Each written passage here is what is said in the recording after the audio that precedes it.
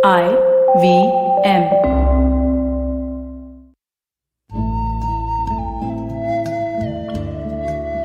IVM के Hindi travel podcast टेढ़े मेढ़े रास्तों पर आपका स्वागत है। टेढ़े मेढ़े रास्ते ही क्यों? वो इसलिए कि घूमना भी तो ऐसे ही रास्तों की तरह पेचीदा और लगातार उतार चढ़ाव भरा होता है, जहां हर पल कुछ नया देखने और महसूस करने को मिलता रहता है। शर्त बस यही होती है कि आंख कान खुले रहने चाहिए।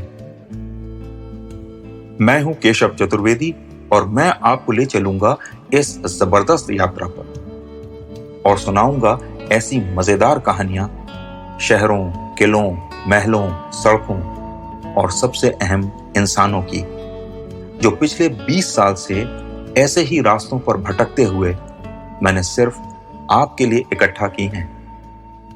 तो आइए शुरू करते हैं। यह बात 22 साल पुरानी है। लेह तब भी एक पर्यटक केंद्र हुआ करता था, लेकिन शहर और उसके निवासियों को बाकी दुनिया की कोई खास जानकारी नहीं थी। केबल टीवी अभी पूरी तरह पहुंचा नहीं था, शहर में बिजली नहीं थी और जनरेटर चलने के कारण पूरी शाम शहर में डीजल की गंध धुंध की तरह मंडराती रहती थी। रात में डीजल जनरेटर बंद होते ही शहर में घुप अंधेरा छा जाता था। न मोबाइल फोन थे और न ही इंटरनेट। यहां तक कि शहर के मुख्य बाजार की दुकानें भी बहुत टूटी फूटी और पुरानी लगती थीं। ऐसे में यहां चीनी व्यापारियों का एक दल अपनी बड़ी बड़ी गाड़ियों में आता था और लेह से खारदुंगला दर्रे तक 40 किलोमीटर की दूरी को पूरा करने के लिए रेस लगाता था। खारदुंगला, जिसकी ऊंचाई 17,582 फीट है, उस समय दुनिया की सबसे ऊंची पक्की सड़क के तौर पर मशहूर था।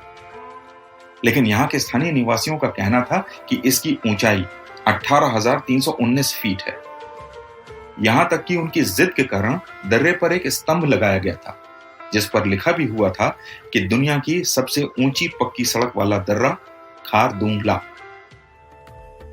लेकिन सच्चाई वही थी जो मैंने आपको पहले बयां की है।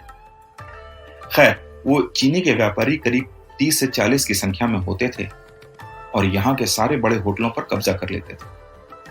वो यहाँ 1-2 हफ्ते रहते और स्थानीय अर्थव्यवस्था को बहुत फायदा होता।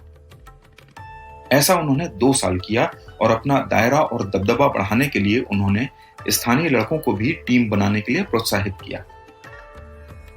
उन्हें भी रेस में भाग लेने दिया। हालांकि स्थानीय लड़के उनसे जीत तो क्या, उनके आसपास भी नहीं पहुंच पाए। तीसरे साल इन व्यापारियों ने सोचा कि क्यों न अपनी रेस को पूरे देश में पब्लिसिटी दी जाए। तो इसके लिए उन्होंने कई मीडिया हाउसेस को आमंत्रित किया। मैं उस समय स्पोर्ट्स जर्नलिस्ट था, तो मुझे ले जाने का मौका मिला। मैं वहां पहुंचा और मैंने पाया कि पूरे शहर पर मानो इन व्यापारियों का ही राज था। जहां देखो वहां उनकी बड़ी बड़ी गाड़ियां और भारी भरकम मोटरसाइकिलें, शानदार कपड़ों में सजे उनके ड्राइवर और मालिक। एन रेस के एक दिन पहले रात में मेरी मुलाकात रेस के आयोजकों से हुई। बातचीत में लगा कि उनमें काफी अहंकार था। बात बात में वे बोले, हम तो पिछले 2 साल से यहाँ मौज मस्ती करने आते हैं, तो इस साल सोचा कि क्यों ना यहाँ पर एक नई रेस आयोजित की जाए, जिससे इस इलाके का भला हो। आगे चलकर ये रेस यहाँ के पर्यटन का एक महत्वपूर्ण हिस्सा बने और स्थानीय लोगों को थोड़ा बहुत पैसा कमाने को भी मिल जाए।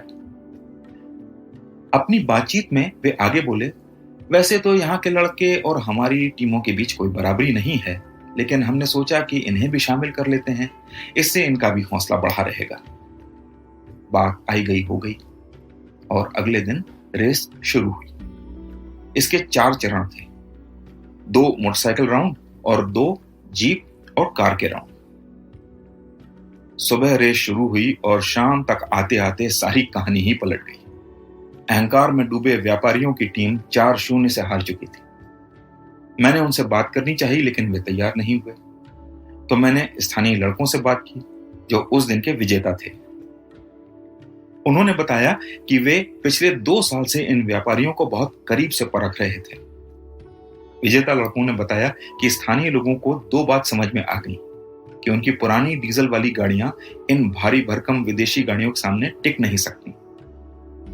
न उनमें गति है और न ही मोड़ पर तेजी से मुड़ने की काबिलियत।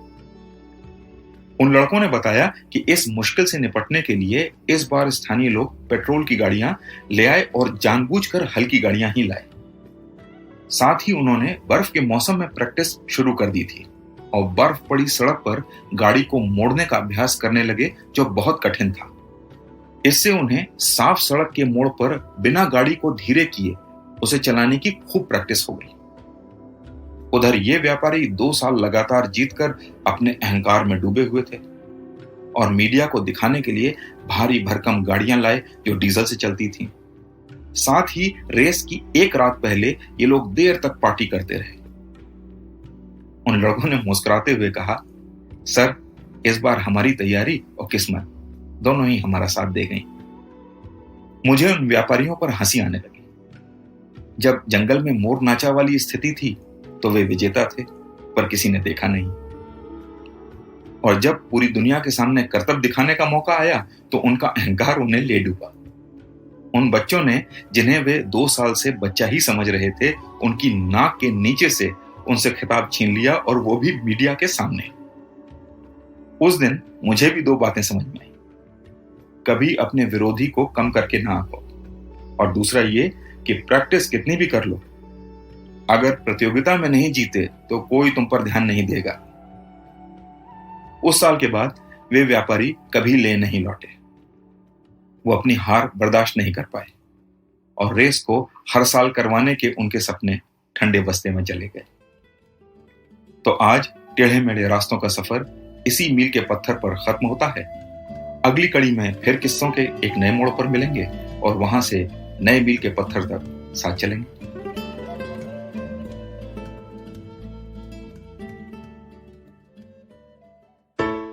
I hope you enjoyed that show. If you aren't following us on social media, please do. We're IVM Podcasts on Twitter, Facebook, and Instagram. I'd like to thank the sponsors on the network this week, CET, Cred, and Global Victoria. We thank you so much for making all of this possible. So this week on Cyrus Says, Tapsi Pannu was recently featured in the Netflix original Haseen Dilruba was on. They discussed her experiences in Bollywood and a whole lot more. On Begin the Journey, Ashish Vidyarthi enlightens us with his wisdom on how one can get freedom from their own thoughts or insecurities when they communicate with others. On The Millennial Athlete, Tanvi and Shlok fill us in on all the drama from the world of sports with Wimbledon, Euros, and World Test cricket making headlines every day. On Postcards from Nowhere, Utsav Momoria kicks off a new series, Beneath the Veneer. We travel to the Hashemite Kingdom of Jordan, where he takes us through his first experience of encountering the Red Sea.